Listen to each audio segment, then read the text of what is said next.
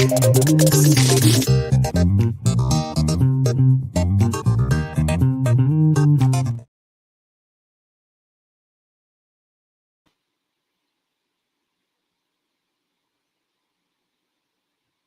हो गया? वीडियो बंद हो गया?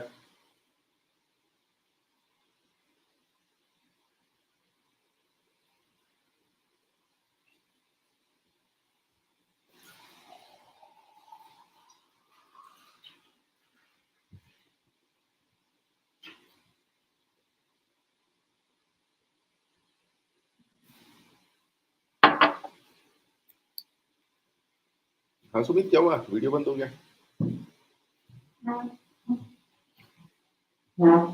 Hello.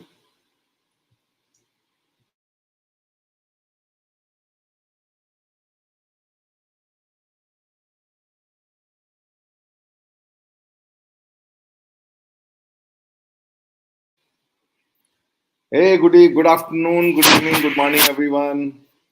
Welcome to this 91st episode of Clarity Chat and the 26th Ask Me Anything or AMA session. This, open-ended, once in a while AMA sessions, they are actually my chance of engaging with you in challenging discussions as well as what I call as taboo topics. So it's an opportunity for all of us to have an stimulating and candid discussion on leadership, technology, and management issues. So, yeah, please go ahead and ask anything on managing IT or leadership or any chronic issue that is on your mind.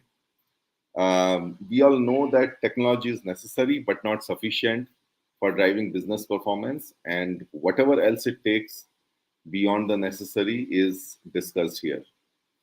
So today we'll cover some backlog of past questions. Like, for example, there was an interesting question on how do you handle the IT turf wars. I did manage to put together something for you guys there.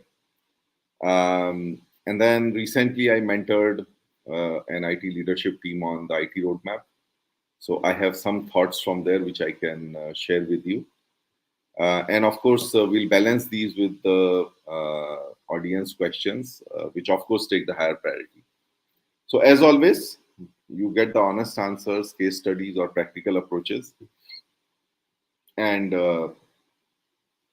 these and your questions keep stimulating my own thought processes. And also they are, of course, they bring back the memories of my own corporate career. Um, So, before going ahead, let me request our audience to share their name and where you are joining from in the comment box of LinkedIn or YouTube. We have some very august audiences generally joining us: founders, CEOs, technology managers, professionals, all coming here with the common cause of driving value from technology. So, please go ahead and share where you're joining from. Meanwhile, let us see who has joined us. We have the customary welcome message from Sumit. Thanks, Sumit, for playing that part. And we have Sats joining us from Texas. Hey, thanks, Sats, for joining us. Okay, so let's begin the session. Meanwhile, guys, whoever is there, I feel a little lonely today. I feel only me and Sats are there in the room. So if there's anyone else, please go ahead and share your names as well as your questions. Okay, so we have the very first question coming here from Sats. So, what is the purpose of salary ranges? Do they actually work, and how would you recommend one navigate that discussion? Um, Sats, my my take on that is, see, as an organization grows larger, you're trying to basically bring in the, you can say, some sort of um, organization into your various facets. Like, for example, you want to standardize your what do you call, organization levels, based on certain levels of responsibility and competencies. You also want to then make sure that for the right levels, in for the right people, in for the people in those levels, there is some sort of semblance, and the whole objective is to basically make it fair, right, for everyone. So if you ask me what is the purpose of salary ranges, I would say it's to make the entire process of fixing the salaries fair, and take sort of, I wouldn't say you can always take out the human element completely in terms of the manager's attitude. Like for example, I'm fairly generous. I would like to give everybody a 15% salary. Maybe somebody else is much more, I would say, miserly in assessing the team's performance, and then giving and handing out a lower set of raises. What I have seen in my corporate career sets is, uh, there is so much subjectivity when it comes to management and leadership. It's always better to have some sort of guidelines. Um, so salary ranges play that part. Now, there are a few more things. If you are someone who has not done that process before, the fixing of salaries, see, I have distinctly seen these two sets of employees. So one is the people who are like growing within the company. They are, I would say, loyal. They are consistent, and you have fairly, I would say, high performers. In those roles. At the same time, you have people who would like change once every few years, and they would get a disproportionate increase in each of those, and then they would come and they would be a peer to the person who has been rising within the company at a certain pace, let's say 10% a year, right? Now, what I have seen in my experience is that people who grow organically within the organization, their salary ranges are always lower, whereas people who hop and come, at using lateral moves, they're always at a higher level. Now, to bring this, to bring certain amount of sanity into the entire process, and to make sure that your process is fair to people who are long term within the organization. Of course, I'm considering all other things being equal in terms of performance, in terms of deliverables, etc. Um, that is where you bring in this concept of a Compa ratio, whereas where you set a median salary. It's a statistical process. So within a particular grade, you look at what's the median salary, what's the highest, what's the lowest, and based on that, you say, hey, somebody is at 80% Compa ratio. That means he's much less than median, or somebody is at 120% of the Compa ratio. That means he's much higher.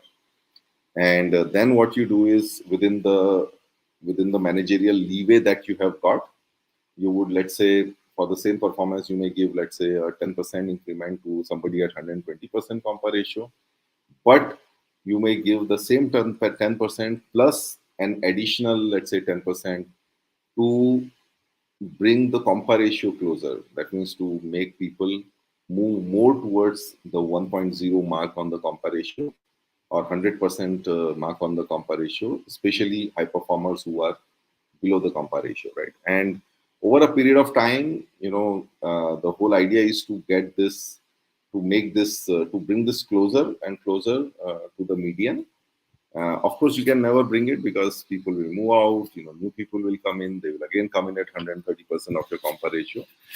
But yeah, as far as the mechanisms are concerned, they are to make it fair to different people. They are to make it fair across different attitudes of managers. Okay. And now coming to your second question. Okay, so now your second question is, do they actually work? Yes, they actually work if you apply the essence of the entire process, right? So when I first started doing this entire thing, I went into this first principle essence of what I just shared with you. Why do you have salary ranges? Why they are there, and how you should apply it. And that's what I have been coaching, my subordinates into applying it in a justifiable manner. So yes, they do work. They definitely work in making sure that the compensation process is fair for people who are staying longer in the organization. Uh, and I think then coming to your next question, how would you recommend navigate that discussion?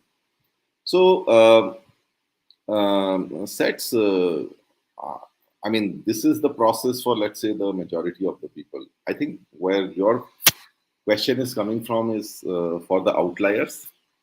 I have had cases where somebody is not performing up to potential, is at 70% compa ratio, and I have not taken increased increment decision based on that compa ratio.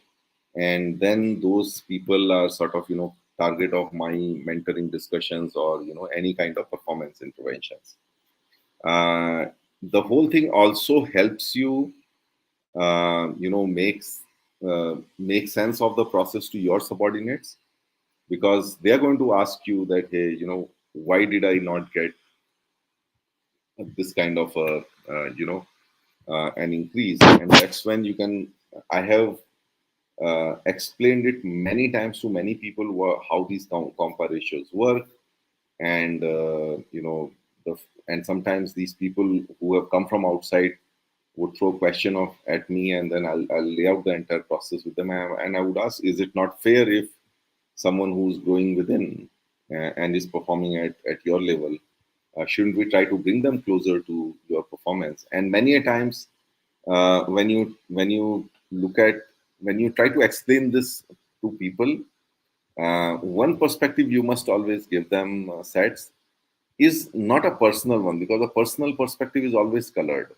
Okay, you give them a perspective where you put them in a position of responsibility. So I would ask anyone who's kind of arguing or debating the process with me, I would ask them, I would say, hey, you know what, now think about it. You have a team, you have 20 people in your team, okay, and you have this process laid out in front of you. Would you not take the decision the same way as I'm explaining to you? That means, would you not give an extra increase to somebody who has been with the organization, and at a lower compa ratio, versus someone who has joined from outside at a higher compa ratio, right? And I think the moment you put people in a position of power and decision making, they suddenly realize the kind of responsibility that comes on your shoulders when you're looking at these things, right? I hope that answers your question, sets. And if there's any follow up question, please do feel free to ask. Okay, guys, any other questions from the audience? Otherwise, I will pick up a couple of them myself. So, one question that I wanted to pick up from um, was from Muthu Kumar Vaidyanathan some time back. He's a CIO, and his question was how to manage turf wars within an IT department to improve customer satisfaction. Yeah, so let's first understand how turf wars happens. Or let me, before I go on that, let me invite you from my audience to post your thoughts on, like, how do you tackle turf wars, or how, what is your perspective on turf wars? Okay, so let me bring in my perspective on. So there are two types of turf wars I want to talk about. Okay, so one is your turf wars within the IT department. You have infrastructure and applications team, they don't see eye to eye with each other. You have your cloud team and your data center team, like, who may have differences of opinion. And you have security team, who will always try to uh, you know the application team will always complain that, hey, the security team does not allow us to move faster and all that. And as a leader, you end up moderating those discussions and resolving those conflicts, right? So so let's first talk within the IT department. So I think let's understand why these turf wars happen. What, again, applying first principle thinking. Why are these turf wars there? These turf wars are there because each one of those departments are looking at their responsibility in a certain limited way, okay, where their purpose goes in conflict with, let's say, their colleagues' purpose. Hey, so I see Muthu joining from Chennai. Hey, thanks Muthu for joining. I'm picking up your past question, and definitely, your comments are welcome if you want to add to the discussion. Okay, so let me continue. So it's a classic problem that happens in any organization, that there are different departments. Like for example, you will have manufacturing, which would want to get more manpower to deliver higher rate of production. Then you will have HR, which is trying to minimize the manpower, which is trying to, like, control the manpower sprawl. And then you will have, like, sales, which will have which will have priorities which are conflicting with production. And these kind of conflicts are everywhere. So I think the my first approach is to to establish the higher purpose, okay, even within a given context, right? And to make them understand each other's turf. Okay, so if I understand what's your point of view and what's your point of and I make him understand what's his point of view, um, it basically generates a certain amount of empathy. So one of the jobs of a leader is, one is to empathize with your own people, but then also uh, to be a catalyst in your team members empathizing with each other, right?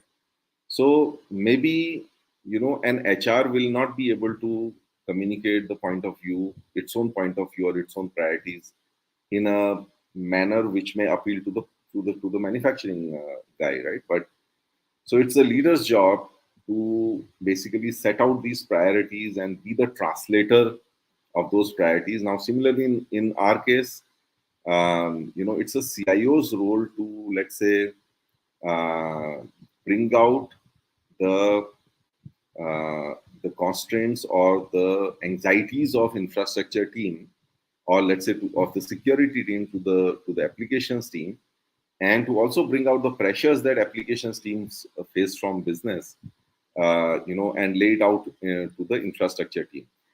And then, like, what works after that from a practical point of view is, we say that, hey, what's your minimum ask, right? What is the bare minimum which is like non-negotiable for you? Okay. And so, like, for example, the security team may say that, hey, you know what, uh, a VAPT is a must for me, I cannot go ahead without it. And the application team will say that, hey, I have this timeline in mind. And then you catalyze that discussion where we say that, oh, how do we put the whole thing into a project plan that, we get VAPT done uh, within a certain amount of time, which allows the application team also to move forward with its commitments to the business. Now that's at a tactical level. At a strategic level, and again, this is very important. It is to, how do you get a dialogue going for the set of common purposes of an IT organization to your different team members? I think that is where, strategy comes into play. Strategy and roadmap comes into play. So long back in my first CIO role, when I started building a strategy, again I asked this question to myself and also to, some other people. Why do you need IT strategy, right? Why do you need a IT roadmap? And the answer I got was to align the team and to generate a platform for conversation, right? So if the discussions that you are having in the organization, right, if they are limited to, or if they are, let's say, coming out with a narrow focus of the department's priorities, the way they understand it, right, and not the way you have set out for the organization, you will always have these conflicts. The moment you bring out in a comprehensive way, what are the business priorities? You start with business priorities. What are our business priorities? What is the business 3-year roadmap? Let me tell you, 90% of your IT department does not know what is the organization strategy, and it is your job as a CIO to bring out the bare minimum, whatever you can share, of what is the organization's strategy, translate that into what does it mean for the IT organization, and then, like, how does it then translate into our roadmap? Okay. Now, once that is understood, once the bigger context is set in terms of business as well as in terms of the priorities for the IT organization, it kind of acts as a magnet. Okay, so then people understand where it is, where things are coming from, and where things need to be prioritized or deprioritized, right? So, uh, at a practical level, then I think it's important to bring people together.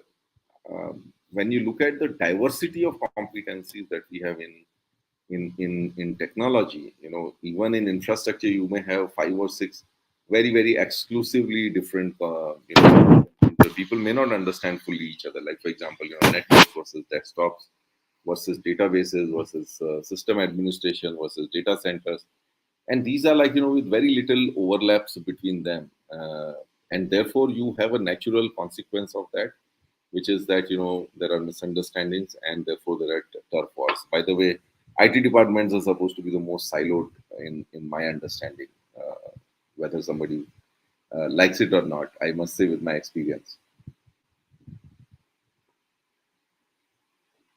Okay, so again, um, the larger the organization that you have, the more number of departments, the more number of locations you have, I think there is a bigger dissonance or noise in the system, and therefore it's absolutely important to understand that we need to bring the teams together. Yes, it involves travel expense. Yes, it involves logistics, overheads, hotel travel. But it's very important to get the teams together. So I remember, I think within a year after I took over as CIO, I kind of understood this whole, like, lack of dialogue or lack of understanding. And everyone in the IT organization is, somebody is looking at the elephant's trunk, somebody looking at the tail, somebody is looking at the left leg, right leg, and there's no consistent and coherent understanding of each other itself, right? So, two things for making sense of what our overall IT should be. We developed the IT strategy, but then to communicate it and to execute it as a team together, we actually brought about 100 odd managers together in an offsite. Okay, and we not only made presentations to them, we actually created these small groups of different teams, infrastructure, databases, SAP, CRM, etc. And then we created some sort of a round robin, everyone meets everyone else kind of discussion. So, 2 3 people from each team meeting 2 3 people from other team, and the whole schedule was sent to them, and everybody came back with their asks and their complaints. Okay, now this whole thing went for more than a day. I think it was a marathon set of meetings people had. But then I think at the end of the day, everyone came back with their respective action items for everyone else. And I would say it generated a dialogue, it generated a face to face connect, and it generated the foundation of connections, future connections for the organization. Now, anybody could pick up the phone and call up anyone, because by design, you have met everyone else in the IT organization through a very, very systematic process. And not just hi, hello, these have been very, very, I would say, systematic, planned conversations that have been done, right? So, Now comes to the second part, which is the turf wars with the business itself. Okay. So, Muthu, you may, maybe you can also contribute to that discussion here if you have any thoughts. Um, Now, IT department many a times is taken as like, isn't given the level of importance, and when it comes to IT delivering to the to its stakeholders, which is business folks, everything is required yesterday.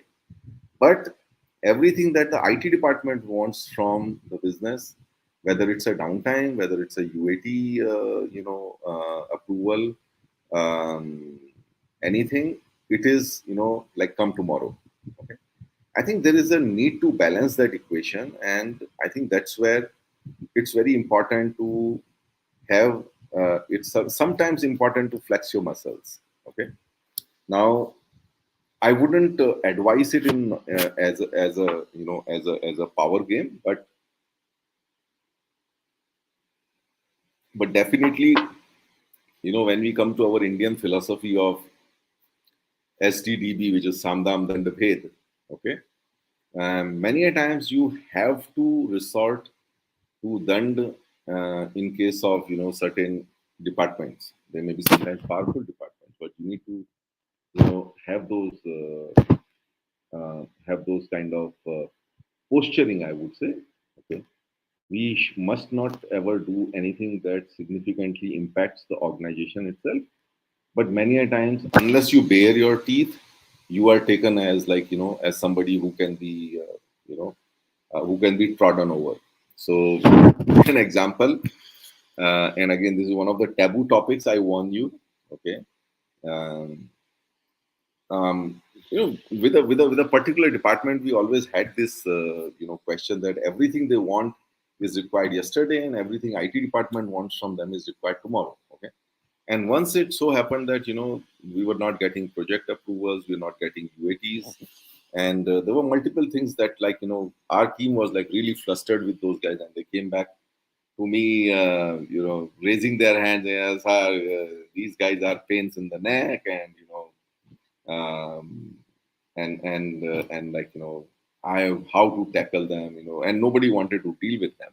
Okay, so now this was of course the applications people. And I kind of looked around and I said, like, why should there be a feeling of helplessness here? I mean, is it? I mean, are we only dependent on them for getting some work done, or are they not dependent on us? So, in such situation where you feel helpless with somebody, start finding out the points there where they are dependent on. I found that hey, I mean, our application people are like in trouble with those guys, but then our infrastructure team, they have some sort of a leverage on them. So we were running, and I think all of us always are running a desktop laptop refresh program, and that's where I think we get a lot of requests from the business guys that please prioritize me, and all that kind of there are 3 or 4 different recommended models, and hey, can you give this model to my department? There's like something happens there. So I found that our application team is dependent on them, but they are dependent on us for their desktops. And I basically told my application, I invited my infrastructure team into the discussion. I said, guys, listen, we are a team. You may not be talking to each other on a day-to-day basis as desktop team and applications team, but here we need to bring a united posture, and we need to say that hey, you can't walk over us just like that. Okay.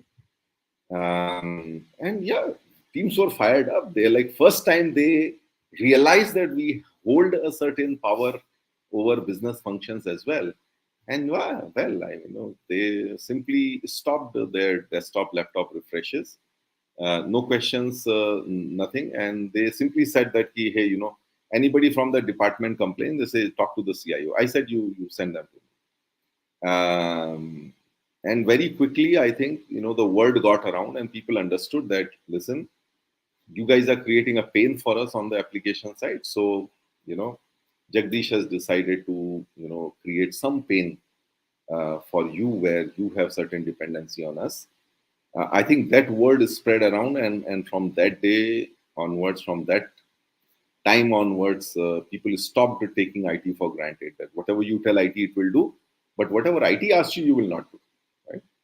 So, yeah, desktop laptop is a typical pressure point that you hold. But of course, you can look around and you will find that there are others as well.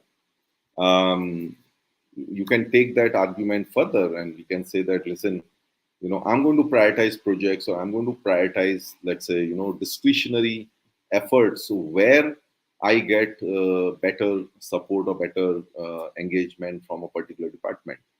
The moment you take it as a posture itself, and you decide to wield the power you have. First, you have to realize that there is some power you have, and then you decide to wield that power. I think the word goes around, and people understand that you cannot be taken for granted. Right now, here I would strongly recommend a book which I loved. It is called "A Wolf in CIO's Clothing" by a lady, a Gartner consultant called Tina Nanno. Sumit, if you can put the name of the book and the author name as a recommendation. I think it's a good read. It actually talks about this kind of level, creating level playing fields, not being taken for granted, wielding your power, and collaborating in a very, very thoughtful manner to manage the organizational dynamics. If we don't manage it, we are the victim of it. So my philosophy is never to complain but to manage. So when the organization starts affecting you in some way, then we have to start thinking about how to manage it. And these are some of the learnings or experiments that I did. Okay. So let me see. There have been some comments coming out of this discussion from Muthu. Okay, so Muthu says, I have observed friction between the IT teams. Say there's a business priority that has an element of IT in it. The infra team will say no infra, will add to the cost. The security team won't give clearances. The support team will say we don't have resources once the app becomes mainstream, and so forth. Hmm. So Muthu, I would want to bring your attention here to a discussion that I had. You can refer to my Clarity chat with Manish Gupta. It is um, so there are two answers to that question. One is at a planning level. Okay, so whatever points you have made here, they are typically when you have bad planning. That means when you didn't involve everyone in the planning. So when you start something where everyone is not on board, they have not signed off, they will start bringing out these kind of things later on. So one good mechanism to do this, to avoid these kind of issues, is that before you start something, get everyone in the room and lay out the priority. And if someone says no, then I think we have to first resolve that problem. Or sometimes there are genuine issues, like for example, you ask for a resource, and for 6 months the guy hasn't been hired for whatever reasons.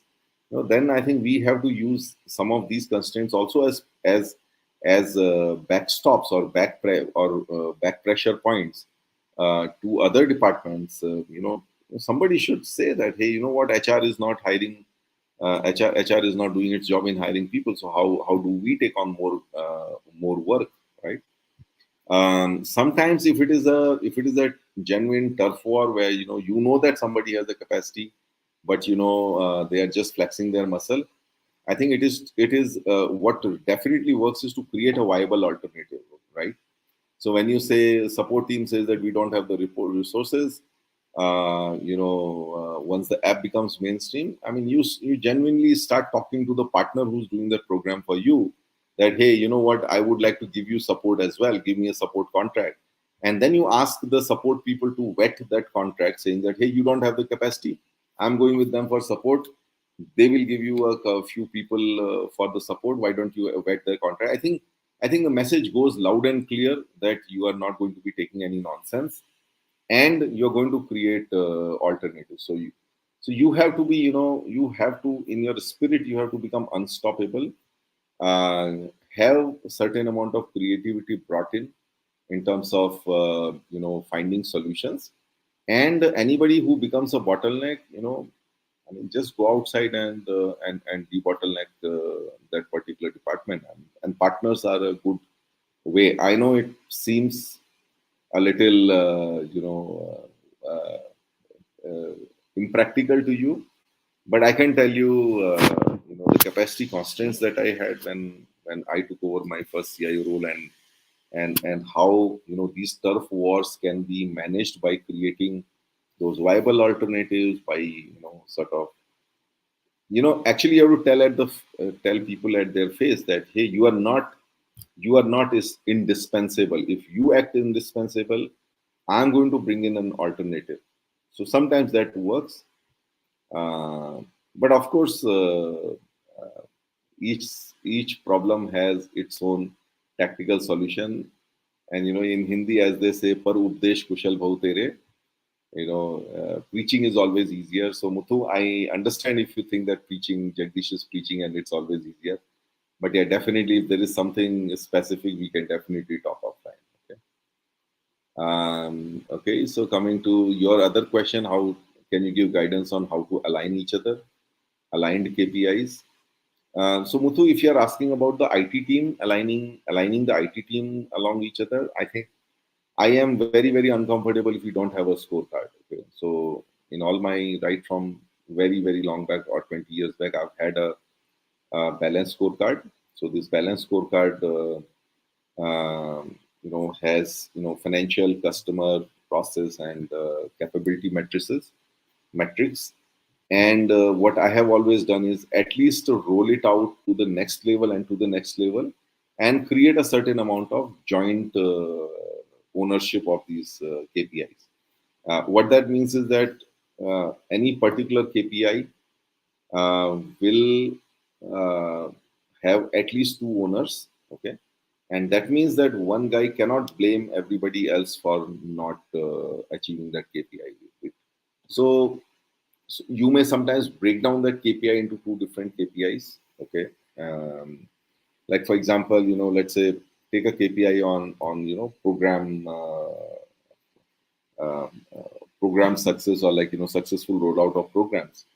So if you really see, there are three people involved here. There's a business relationship people involved here who need to manage the governance and the business aspects of it. There's a program management team, or project manager, and then there is, like, the sustenance team, which needs to take it over, and then make sure that it gets streamlined. So you can break down any of your program KPIs into these three different ones, and then give it to them, and then make sure that that, so the KPIs, the shared ownership of KPIs is what gets the collaboration going. When they understand that, hey, I can't blame others, and and we need to do it as a team.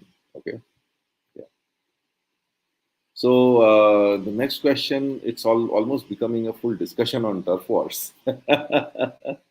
So I think Sats is asking, turf wars happen when the reporting structure is too federated. Is that not? Oh no, turf wars happen for many reasons. Sets. That may be one of the reasons when it is too federated. But I think typically turf wars happen when there is a when everyone is walking with blinkers, and there isn't enough, and there isn't a catalyst who is basically sort of forcing that teamwork, or forcing that bigger agenda to happen, right?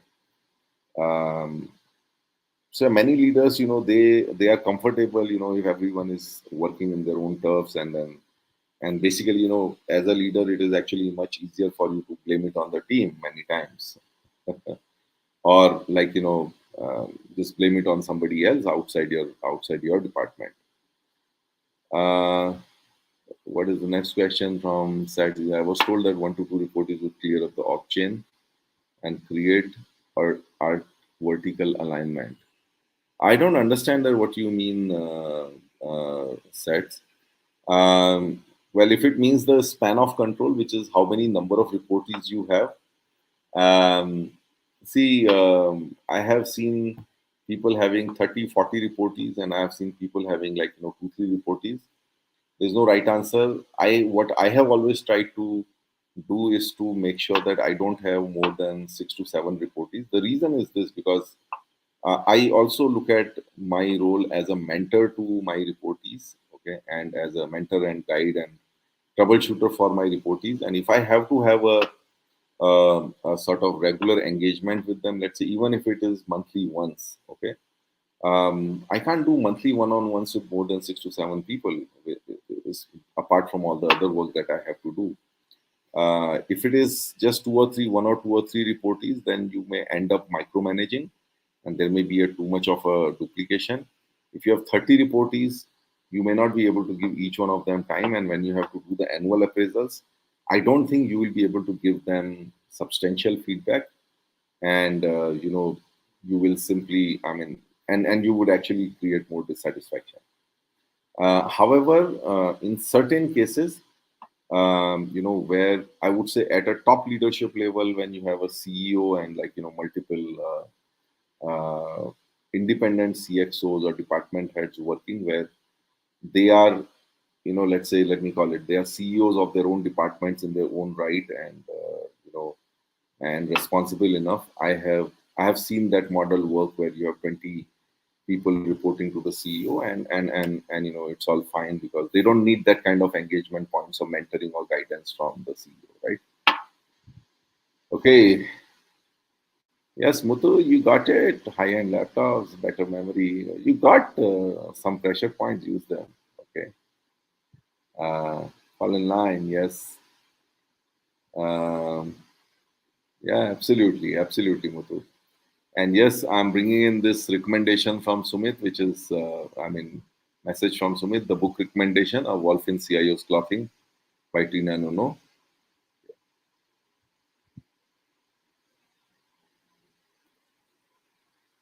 Um, so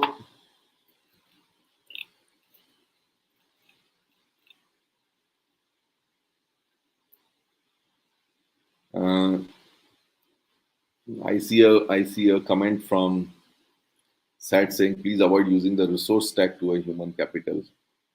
Yeah, I mean, we have to go by the essence of it, Sats. We sometimes get confused in words. You know my approach to humans and resources, right? Okay. So, okay, then we have one comment from Vinay says, sir, I think transparency in communication, proper feedback loops, and leadership plays vital role in resolving many tough force in the organization.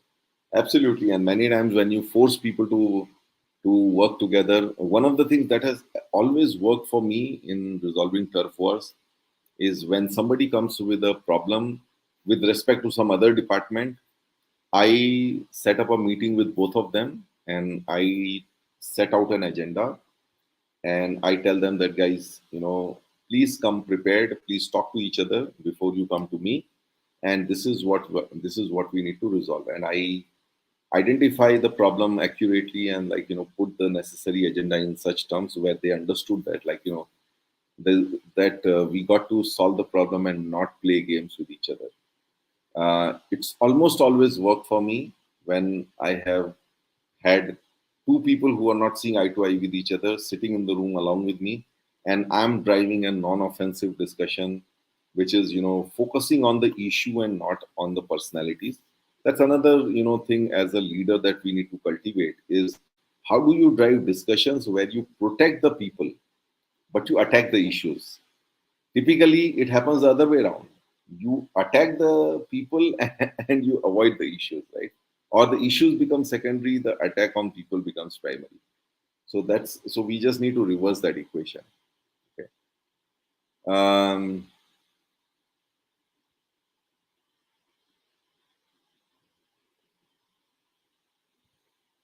there's a long comment from Kartikeyan. which is about talking about some solution. So I would just ask everyone to read through it and see if it benefits them. Okay, so we are at 5:45. I had another question, but I think I would reserve it for the future, which is about my guidance to an IT team I mentored recently on how to look at their roadmap.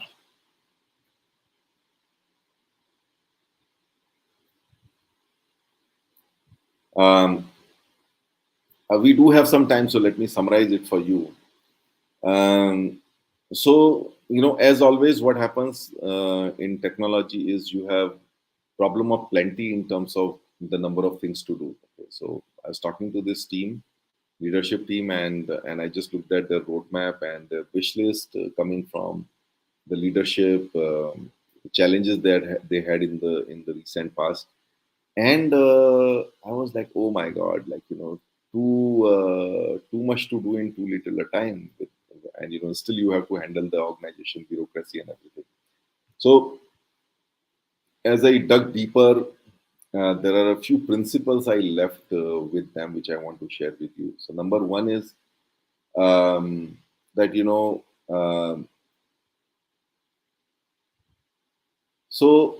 the first vector of the first principle will be maximizing the impact at the edges of the organization. So, an organization sort of expands outside. So you have headquarters, then you have plants, and you have employees, and then you have your channel partners, and you have your customers, right? So typically, use the prioritization whether you're improving the security or whether you are enabling digital processes. Try to see if you can address something which touches more and more of the people, which is it is at the outs it is towards the edge of the organization, because that is something that will require a lot more effort, resources, but then also is likely to have a huge impact, right? The second one would be that we pick up things which have which are, you can say, as low effort, high impact. So if you look at all your IT asks and all kinds of projects and the things that you have to do, and you start doing a two-level mapping of it. So for each of those projects, you map what is the effort and what is the impact on the organization. This impact can be reducing cost. This impact can be improving your revenue, or this impact could be multiplying the productivity of your employees. So just look at that impact part of it, and then start looking at effort low, high, and impact low and high, and then you start shortlisting where you have low effort and high impact. And I think those are the immediate things to go after, right?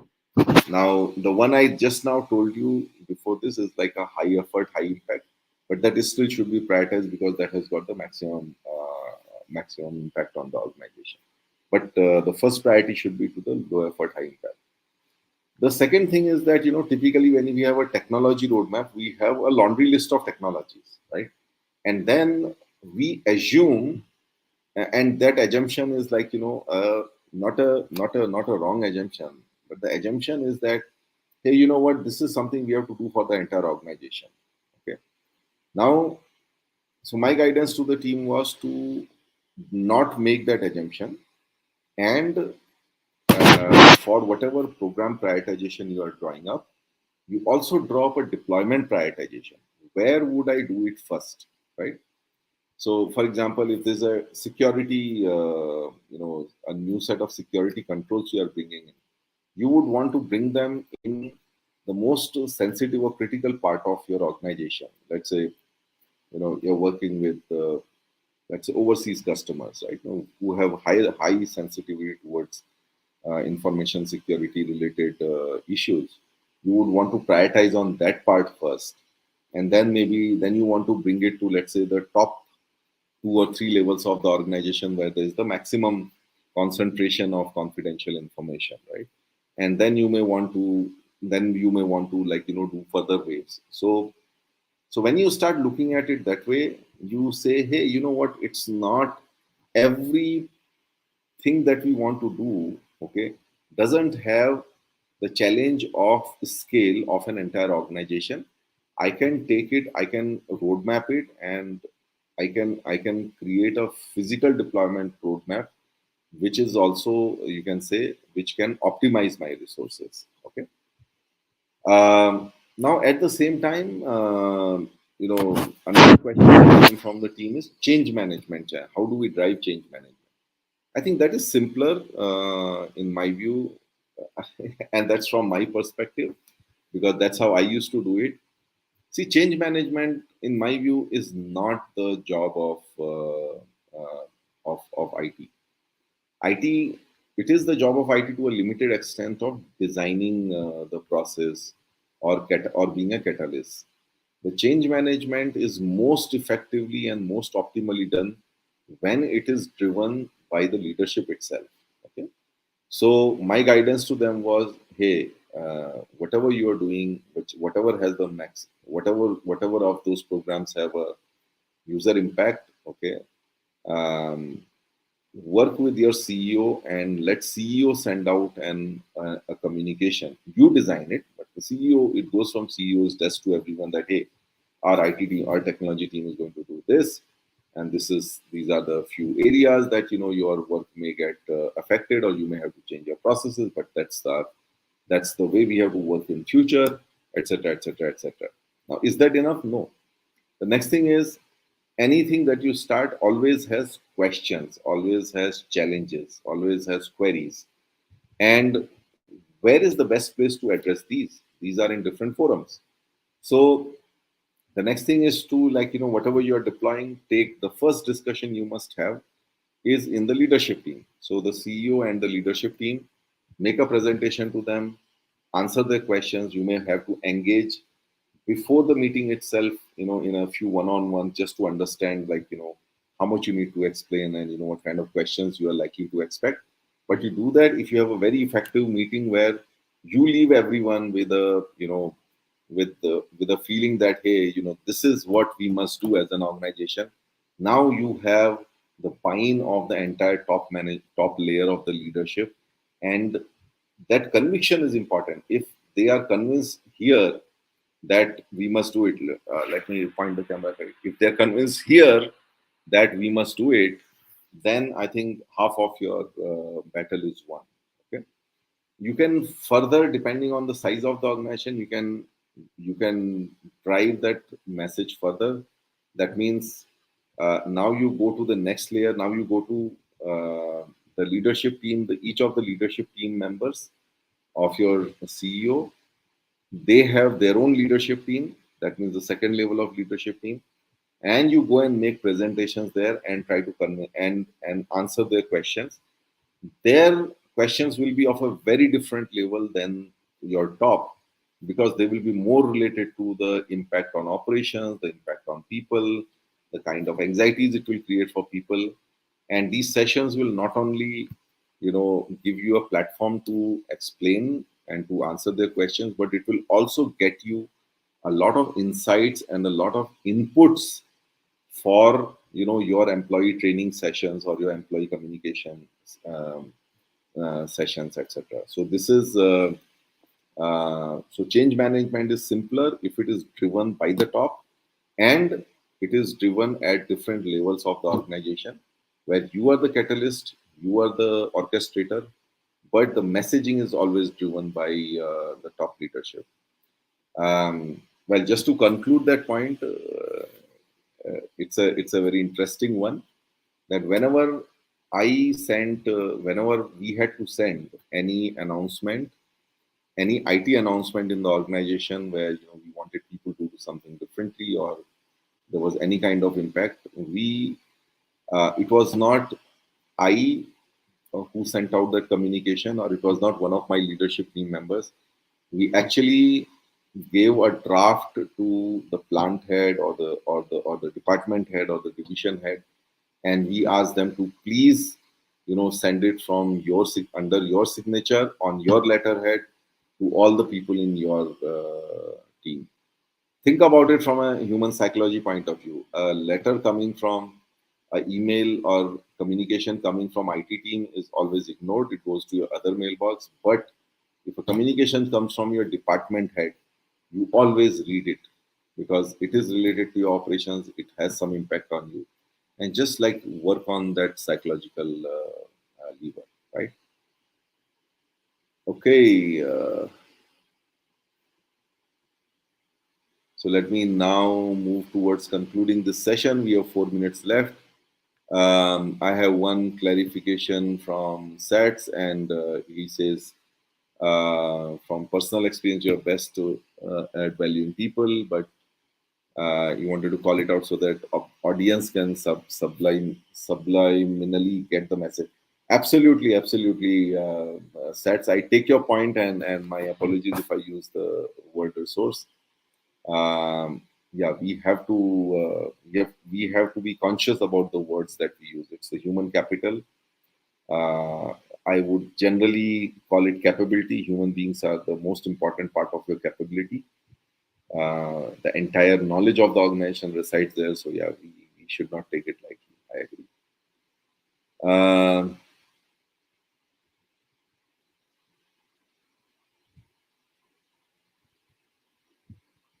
okay, so we have another question which we take before we close. Prasad Dikshit, he says, I have two questions. I have a startup micro team question. Sometimes I get confused whether to prioritize sales channel or focus on existing project deliveries. I would like to know your views on it. Prasad, I face the same. My so here is the principle I will give you.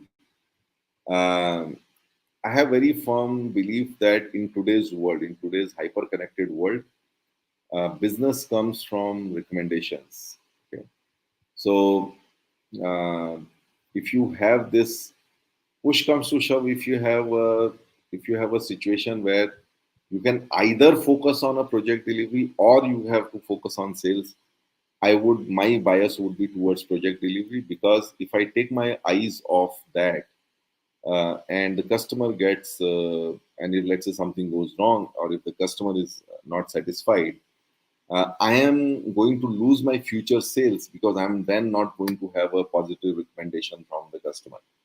So I would always focus on the customer first, and on that, an existing customer first, and a prospective customer later. Okay, so I don't know how much it appeals to you, but that's my personal belief. Okay, so guys, let's move towards conclusion. Let's. Uh, uh, I mean, as we've started doing in 2023, uh, let's do a summary before we close. Okay, so our first question was from Sats about the purpose of salary ranges. Do they actually work? And how do you recommend that discussion? So, in a large organization with managers of different attitudes, we have and people coming through different channels with a different number of rotations or changes. It creates a wide variety of salary range, and that's how the whole um, Compa ratio methodology has come in. You have to go to the essence of it, saying that it all has to work in uh, uh, towards being fair to your employees. And the moment you bring fairness as the biggest principle there, I think you will be able to manage the entire process.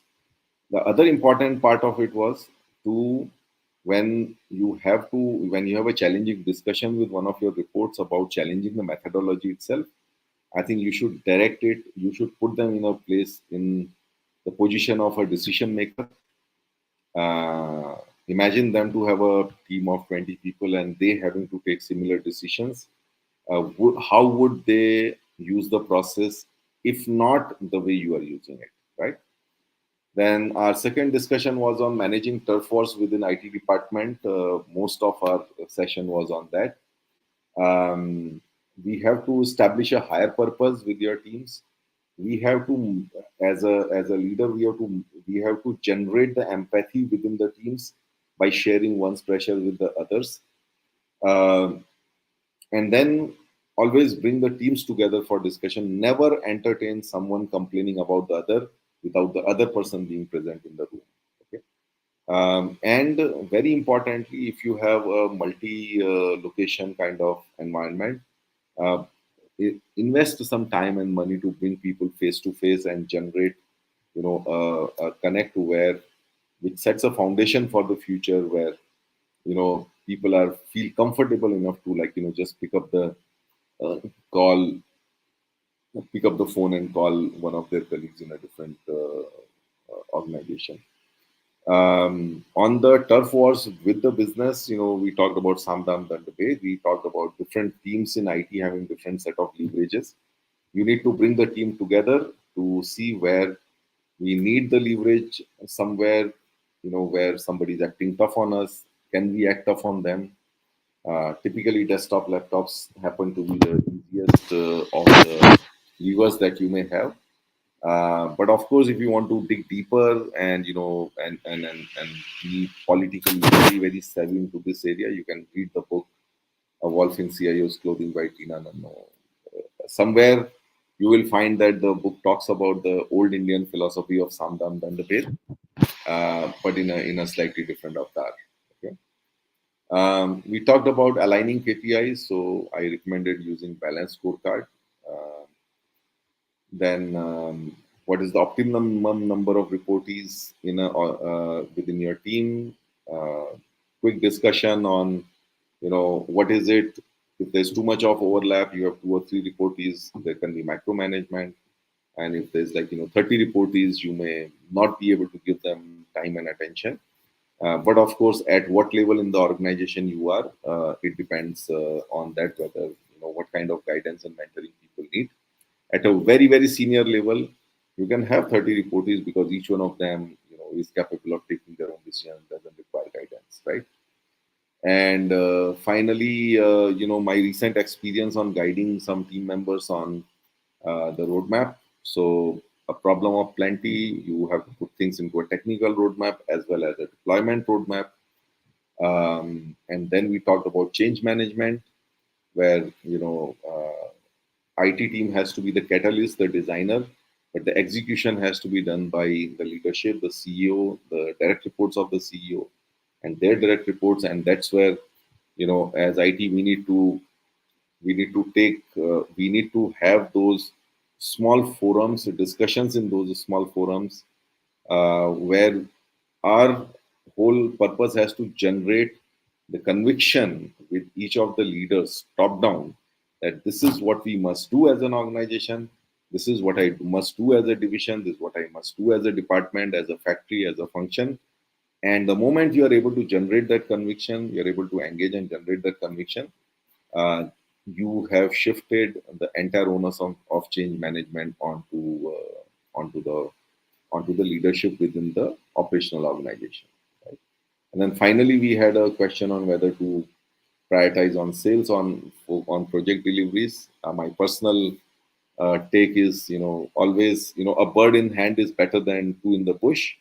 So a customer who has already gone through the process and given you business, focus more on delighting him or her rather than taking your eyes off that target and then trying to go after new customers. Both are important, but push comes to shove, a bird in hand is better than two in the bush. On that note, let me end today's session. I mean, I was thinking that it's an AMA session. I'll be able to finish it in 45 minutes, but it has still gone beyond an hour. So thank you, everyone, especially Muthu, Prasad, Karthik, and Sets, all of you, to engage in discussion and keep sending chats which prolong the discussion. Thank you, guys, and thank you, everyone who is watching the recording. I know a lot of you watch the recording, so my thanks to you as well.